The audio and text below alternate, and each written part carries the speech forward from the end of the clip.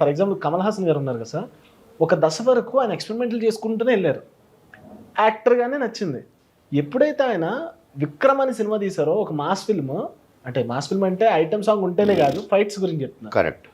Item song లేదంటే jokes ఉంటేనే mass film కాదు. ఏదైతే మాస్ ఫిల్మ్ విక్రమ్ లాంటి ఫైట్ సీన్ ఉందో అప్పుడు మాత్రమే ఆయన మళ్ళీ కంబ్యాక్ ఇచ్చి సూపర్ స్టార్లు చూసారు సార్. ఈవెన్ ఆయన కూడా అదే చెప్పారు, నేను ఇన్ని ఫిల్మ్స్ చేసినా ఆడియన్స్ నాకు ఇది లేదు, మళ్ళీ విక్రమ్తో నేను కంబ్యాక్ వచ్చాను లైఫ్లో అన్నారు.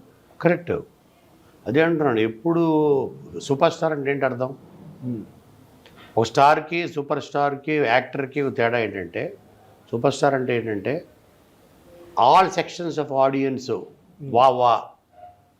వాడు ఎగబడితే అతని సినిమా రిలీజ్ రోజు ఆల్ సెక్షన్స్, చిన్నపిల్లలతో సహా, డాడీ నన్ను ఆ సినిమా తీసుకెళ్ళి డాడీ అని ఇంట్లో మన డాటర్ మన ఫోర్స్ చేసి ఫాదర్ని, పేరెంట్స్ని, గ్రాండ్ పేరెంట్స్ వీళ్ళంటే అది సూపర్ స్టార్ కింద. రజనీకాంత్